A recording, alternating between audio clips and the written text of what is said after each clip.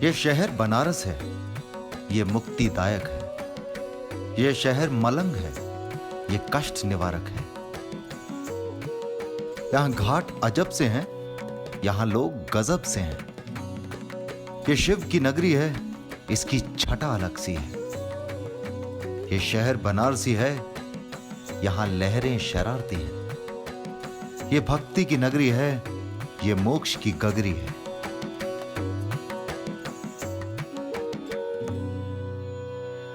तो त्रिवेणी संगम के बाद गंगा मुझे ले आई है उस शहर में जो वर्णा और अस्सी नदी के बीच में बसा है। वो शहर जो विश्व के सबसे प्राचीन शहरों में से एक है। वो शहर जिसे हिंदू धर्म की मोक्ष नगरी भी कहते हैं। वाराणसी कभी काशी के नाम से भी जाना जाता था, गंगा के तट पर बसा है। यहाँ 84 घाट एक दूसरे के साथ सिमटे हुए हैं। तो गलियों, मंदिरों और घाटों के इस अद्भुत शहर में मेरा सफर कैसा रहेगा, चलिए देखते हैं।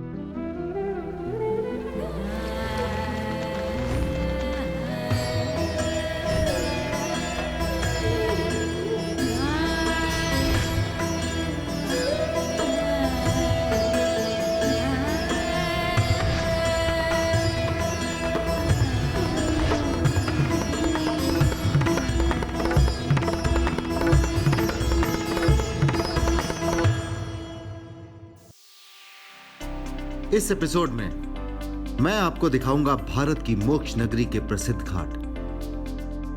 करूंगा शॉपिंग खूबसूरत बनारसी साड़ियों की।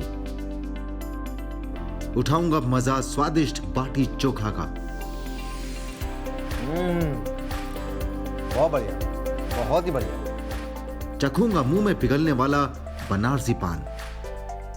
होंगे दर्शन 12 ज्योतिर्लिंगों में से एक विश्वनाथ मंदिर के।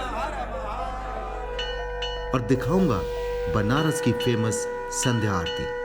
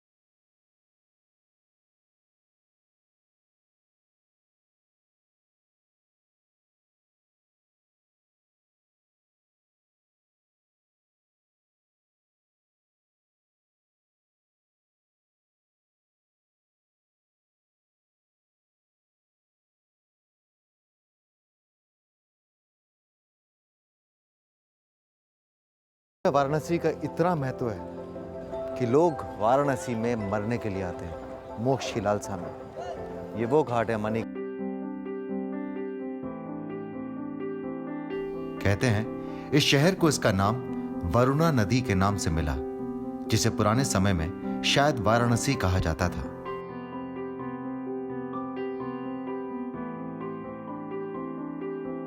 जब मैं इस जगह के बारे में सोचता हूं तो पता नहीं कितने ख्याल मेरे मन में आते हैं। मैं एक बात आपको अपने तजुर्बे से बताना चाहता हूं कि जीवन में एक बार काशी जरूर देखिएगा।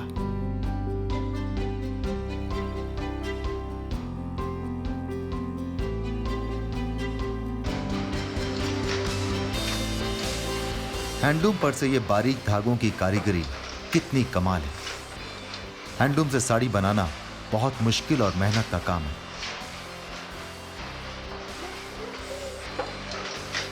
आप जब साड़ी खरीदते होंगे तो शायद ही कभी उस कारीगर के बारे में सोचते होंगे जिसने अपनी कला की जादूगरी और मेहनत से वो अनूठी साड़ी बनाई है। पर जब ऐसी जगह पर हम जाते हैं तो इनके काम के लिए लगन देखकर मन में श्रद्धा अपने आप जाग उठती है।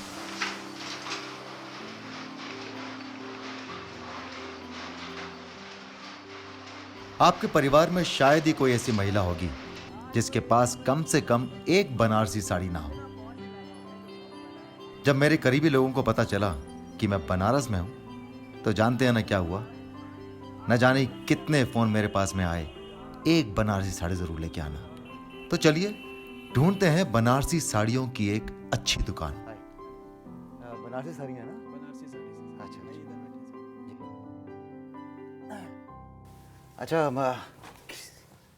दिखाइए फिर बनारसी साड़ी है। बनारसी हम लोग सर बहुत तरह की बनाते हैं। अच्छा। मेनली एक हैंडलूम होती है, एक पावरलूम होती है सर।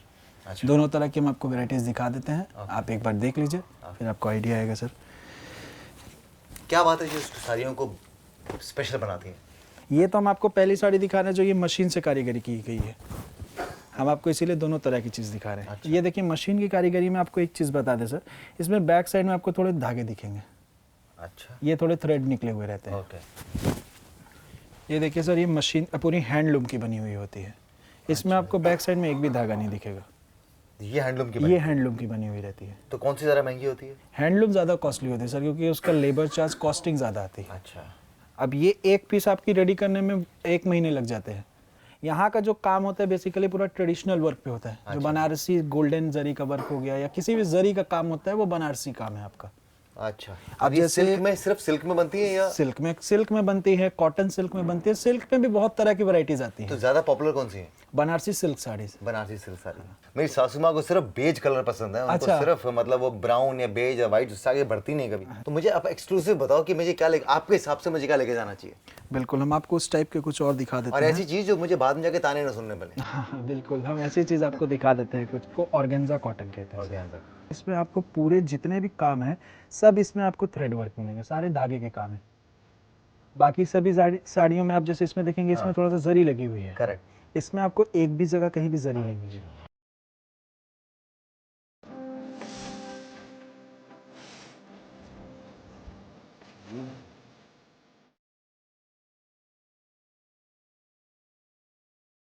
बनारसी साड़ी बहुत मुलायम और बारीक काम के कारण पूरी दुनिया भर में फेमस है। इसका जरी का काम तो ऐसा है कि आप बस देखते रह जाएंगे। सुनते हैं कि कुछ साल पहले तक सोने से जरी का काम किया जाता था और इसी जरी को बनारसी ब्रोकेड भी कहते हैं। ये साड़ियां इतनी खूबसूरत हैं और इसके चाहने वाले इतने हैं कि मेरी जेब पूरी खाली हो गई। किसी भी शहर में जाओ तो वहां कुछ ना कुछ ऐसा यूनिक मिल ही जाता है जिसका स्वाद आपके साथ रह ही जाता है।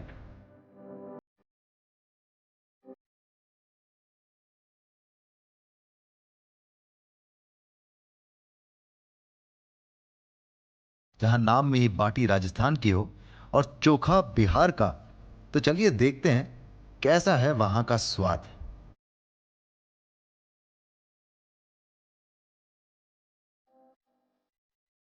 देखिए, जो लोग मुझे नहीं जानते, मैं उन्हें बता देना चाहता हूँ कि मुझे देसी खाना खाने का बहुत शौक है। ये चोखा है, चोखा। जिसको आप बाटी चोखा में, जी। चोखा ये प्रमुख चीज़ है। ये है अब बाटी। जी। ये है खिचड़ी। पूरे देश में मकर संक्रांति के दिन खिचड़ी का त्यौहार आता है। ये खिचड़ी जो है, शुद्ध खिचड़ी जो है, मिट्टी के बर्तन में पकाई गई है और ये खिचड़ी है। इसी के नाम पर ये खिचड़ी व्रत जो कहते हैं, मकर संक्रांति, इसी से इसमें भी हींग की खुशबू आ रही है, जीरे की खुशबू आ रही है और देसी घी की खुशबू आ रही है। तो चलिए दुबे जी, मैं दिल से आपको शुक्रिया अदा करना चाहता हूँ। मेरा ये यहाँ आना जो है पूरा वो सफल हो गया। मैं तो ये मानता हूँ कि मुझे इतना कुछ खाने को मिला और अच्छा खाने को मिला और वो खाने को मिला जिसे मैं ढूंढता हूँ। बहुत बहुत शुक्रिया। तो मैं अब इस खाने के ऊपर बस टूट पड़ूंगा, समझ लीजिएगा, क्योंकि अब तक तो मैंने कंट्रोल कर रखा था और मैं नहीं चाहता हूँ कि आप मुझे देखें कि मैं किस तरह से खाने पर टूट पड़ता हूँ जब मेरे अंदर भूख की आग होती है। तो आप जाइए, छोटा सा ब्रेक लीजिए, आप भी कुछ खा पी के आइए, तब तक मैं अपने खाने का लुत्फ उठाता हूँ। और आगे देखूंगा कैसे चल रहा है किश्तियों के जरिए बनारस में घाटों को साफ करने का निरंतर काम। काशी नगरी में होंगे दर्शन विख्यात विश्वनाथ मंदिर के।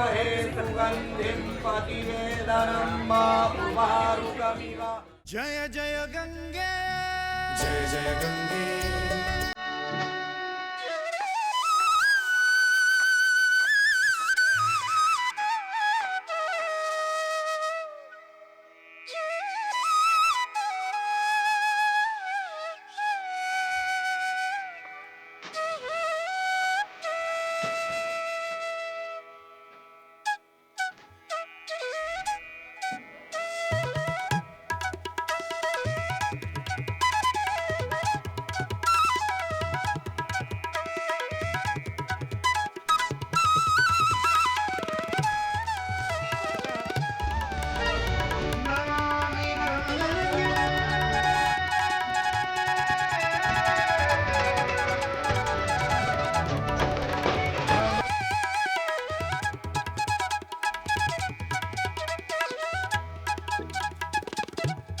5, 4, 3, 2, 1, action.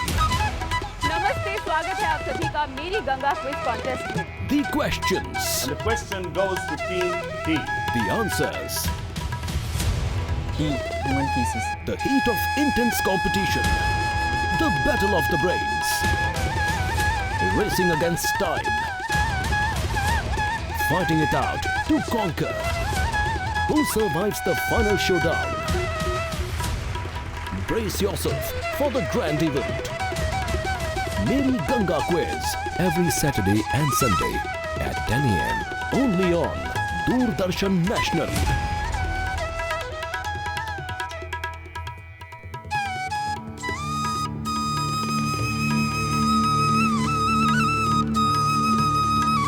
माँ गंगा और बनारस के घाटों को साफ करने का काम यहाँ भी बहुत तेजी से चल रहा है।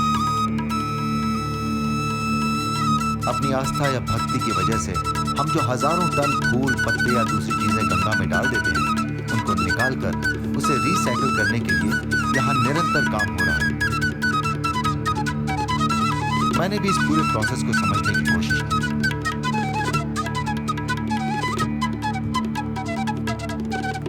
देखिए, आप सोच रहे होंगे कि मैं क्यों हर शहर में नमामि गंगे प्रोजेक्ट के कार्यकर्ताओं से मिलता हूं। वो इसलिए क्योंकि गंगा को साफ करने का बीड़ा नमामि गंगे प्रोजेक्ट ने ही उठाया। तो जनता का पैरी होने के नाते इतना तो बनता है कि मैं जाकर देखूं कि ग्राउंड लेवल पर वो क्या काम कर रहे हैं। तो इसीलिए इस समय मैं हूं अनुपम मिश्रा जी के साथ में, जो कि बनारस में नमामि गंगे प्रोजेक्ट के लिए घाटों की सफाई का कार्य करते हैं। हाय अनुपम जी। तो सर, ये समझ लीजिए कि मैं हूँ प्रिंसिपल। मैं जानना चाहता हूँ कि आप एक्चुअल में ग्राउंड लेवल पर क्या काम करते हैं। देखिए, ये प्रोजेक्ट वाराणसी में 2016 में शुरू हुआ था, अक्टूबर में। तो मेन हमारा जो काम था कि घाटों की सफाई करना, घाटों पे को ब्यूटीफाई करना, यहाँ के लोगों को फैसिलिटेट करना, जो यहाँ पे तीर्थयात्री आते हैं, श्रद्धालु आते हैं, जो यहाँ के लोकल स्टेक होल्डर हैं, इनको एक अच्छा माहौल देना कि ये घाटों पे आएँ तो इनकी तबीयत जो है तृप्त हो जाए। तो हमारा बेसिकली काम ये है कि घाटों पे झाड़ू लगाना। यहाँ पे देखिए 84 घाट है वाराणसी में, तो 20 घाट ऐसे हैं जो काफ़ी प्रोमिनेंट घाट हैं, जहाँ पे लोगों का फुटफॉल ज़्यादा होता है, जहाँ पे मंदिर ज़्यादा है। और सारे घाटों का कूड़ा उठा के हम बोट के थ्रू, क्योंकि यहाँ देखिए कहीं अप्रोच रोड घाटों पे नहीं है, कुछ ऐसे घाट है जहाँ अप्रोच रोड मिलेगी, तो बोट के थ्रू हम कूड़ा उठाते हैं और उसको एक ऐसे पॉइंट पे, लास्ट पॉइंट पे ले जाते हैं, जहाँ से हम उसको ट्रांसपोर्ट करके अपने कंपोस्ट प्लांट पे भेज देते हैं, जहाँ उसकी रिसाइकलिंग होती है और उसका ऑर्गेनिक मैन्योर बनता है। पर ये सिर्फ बातों में कहने के लिए या एक्चुअल में ग्राउंड लेवल में बाकी हो रहा है? बाकी हो रहा है ग्राउंड लेवल। आपने कहा 84 घाट हैं जी। इस समय मैं अगर किसी भी घाट पर चले जाऊँ तो क्या आपकी ये कॉन्फिडेंस है आपको कि वो घाट साफ दिखेगा? घाट बिल्कुल साफ दिखेगा। और इसी बात पे हम चलते हैं किसी एक घाट पर, जाकर देखते हैं कि एक्चुअल में ये काम कर क्या रहे हैं, बिना बताए और बिना किसी को इन्फॉर्म किए। नहीं, मैं आपके साथ हूँ। चलिए, तो हम चलते हैं 84 घाटों में से किसी एक घाट पर। देखिए, ये फेमस घाट है दशाश्वमेध घाट, यहाँ शीतला मंदिर है, ठीक है। और यहाँ पे देखिए ये कूड़े जो इकट्ठे हो गए हैं, जो इन्होंने स्वीपिंग करके और बांध के रखा हुआ है, अब ये कूड़े को हम बोट से ट्रांसपोर्ट करेंगे, क्योंकि हर घाटों पे अप्रोच नहीं है कि हम ले आके गाड़ी में डाल सकें। और सीढ़ियाँ भी काफ़ी हैं, देख रहे हैं 50-60 सीढ़ियाँ। अगर एक लेबर को लगाया जाए तो वो थक जाएगा, फिर दूसरे काम नहीं कर पाएगा। तो अब ये बोट के थ्रू दूसरे घाट पे जाएगी। ऐसे हमारी 5 बोटें हैं जो कचरे उठाने का काम करती हैं। कुछ बोटों पे हमने पंप्स रखे हुए हैं, वो डीजल पंप्स रखे हुए हैं, जो घाटों की वॉशिंग का काम करती हैं, वो भी बोट के थ्रू होता है। तो ये अभी ये इस घाट का कचरा जो उतर रहा है जो? हाँ जी, ये इस घाट का कचरा है। पर डे हम नॉर्मल डेज में अप्रॉक्सीमेट 9 to 10 टन, मतलब 9000 to 10,000 kg कचरा पर डे हम उठाते हैं। नहीं, पर काम है भी बहुत, काफ़ी काम और काफ़ी काम हो भी रहा है जी। चलिए, very very good, thank you very much. तसल्ली हुई। लगता है कि आने वाले टाइम में जो एक मिशन है, जो एक उम्मीद है, वो ज़रूर पूरी होगी। बस बशर्ते इन लोगों का साथ आपको मिल जाए, और तो आई थिंक ये बहुत एक्सेलरेट हो जाएगा ये project. Thank you very much. Thank you sir ji, thank you.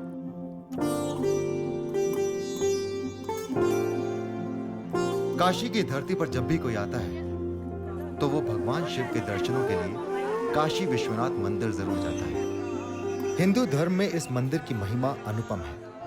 बताया जाता है कि मौजूदा स्ट्रक्चर रानी अहिल्याबाई होलकर ने बनवाया था।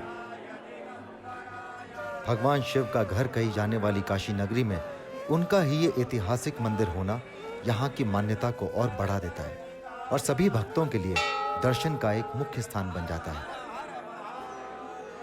करीबन 10 लाख तीर्थयात्री हर साल इसके दर्शन के लिए यहाँ आते हैं।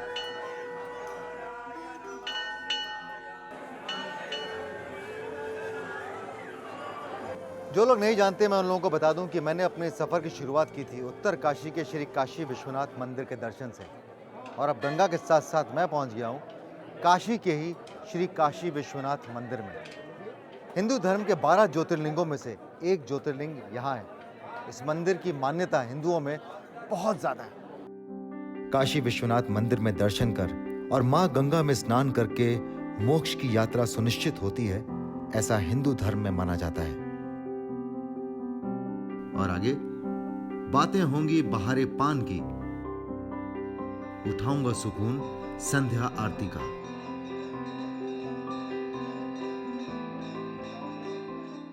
जय जय गंगे।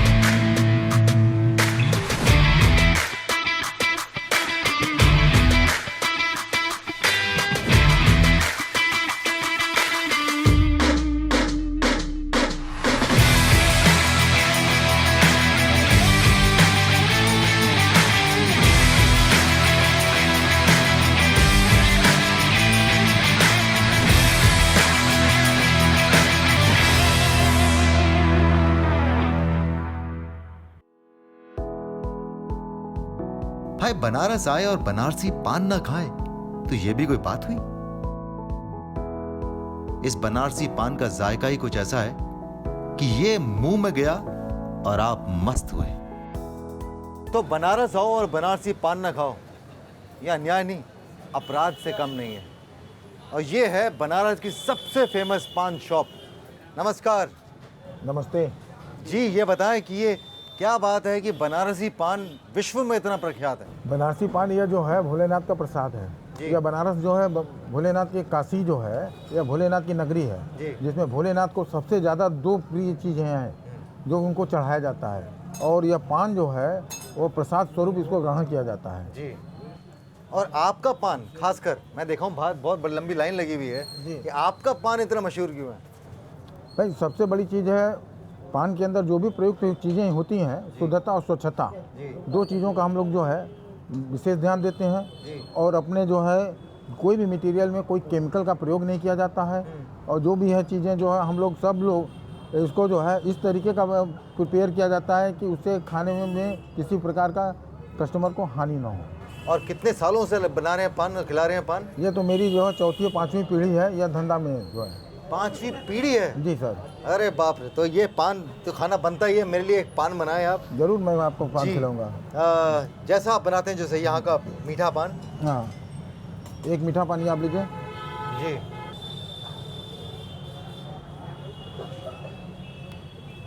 पान तो यूँ पिघल गया मुंह में। तो भाई पान तो बहुत कमाल का है, लेकिन एक बात याद आई मेरे दिमाग में, क्योंकि बहुत से लोगों को देखा मैंने इसी तरह से पान खाते हैं अब, और पान ये अपना जन्मसिद्ध अधिकार समझते हैं कि पान खाया और कहीं पे भी पी फेंक दी। तो भाई साहब, मैं आपसे ये कहना चाहता हूँ कि आपका अधिकार नहीं है कि आप पान खा के पान की पीक कहीं पे भी डाल दें, बल्कि आप हमारा स्वच्छ जीवन जीने का अधिकार हम तो छीन रहे हैं। सही कहा जी? बहुत ही सुधार हुआ है, लोगों के अंदर बहुत ही सेंस आया है कि जिसमें कि जो है लोग जो है अपने को पान खा करके अन्य जगहों पर थूकने के लिए जो तो नहीं करते हैं। जी बिल्कुल है, और ये बदलाव आगे बढ़ता रहे। ये बताएं कि मेरी ज़बान लाल तो नहीं हो गया? नहीं नहीं, लाल तो नहीं होगा, हल्का पिंक कलर होगा। पिंक कलर हो गया ना, बस अब ये पिंक कलर मुझे मुंह से ना जाए शाम तक मैं निकलता हूँ यहाँ से। तो बनारस की लाली बनाए रखें। जी बिल्कुल, बहुत बहुत शुक्रिया, मज़ा आ गया। धन्यवाद धन्यवाद धन्यवाद।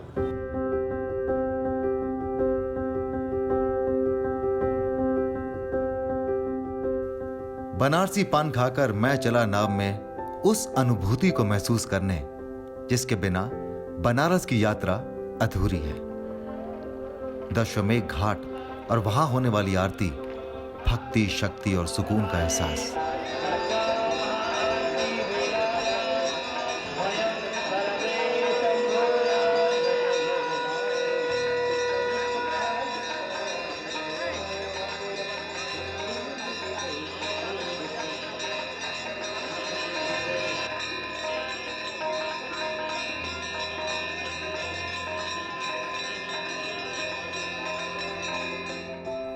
दिए की लौ में संवरती है, रुक रुक कर पिघलती है, मेरे अहम की अग्नि है जो यहां आकर चलती है।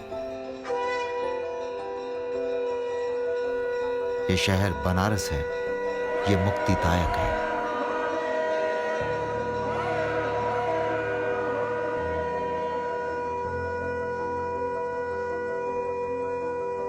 तो वाराणसी का मेरा आज का दिन यहीं समाप्त होता है, लेकिन काशी नगरी का सफर अभी बाकी है। पर जाने से पहले आज जब मैं उस घाट पर था तो मन में एक ख्याल आया कि इस घाट पर जो लोग मोक्ष प्राप्ति की उम्मीद से आते हैं, वही इस गंगा में कूड़ा कचरा, साबुन, प्लास्टिक वगैरह सब छोड़ जाते हैं। मोक्ष नगरी में जो लोग अपने प्राण त्यागने आते हैं, वहीं कहीं ना कहीं गंगा के प्राण को संकट में छोड़ जाते हैं। अब ऐसे में मोक्ष प्राप्ति होगी कि नहीं मैं नहीं जानता। आप कितना जानते हैं ये आपकी समझ पर निर्भर करता है। बस मेरे मन में यूं ही ख्याल आया तो आपके साथ में बांट लिया, वरना मैं कहाँ ज़्यादा बातें करने वाला इंसान। तो मैं चलता हूँ, अगले एपिसोड में फिर मुलाकात होगी। तब तक के लिए आप जानते हैं कि आपको क्या करना है। खुश रहे, मुस्कुराते रहें, आबाद रहें। और ये रहा इस एपिसोड का सवाल। इस एपिसोड में हैंडलूम और पावरलूम बनारसी साड़ी में क्या फर्क बताया गया है। अगर आप मेरे ऑटोग्राफ किए हुए रग रग में गंगा के गुडीज जीतना चाहते हैं तो इस सवाल का सही जवाब आप भेज सकते हैं रग रग में ganga@gmail.com पर 20 मार्च शाम 5 बजे तक। और रग रग में गंगा क्विज के इस हफ्ते के विजेता हैं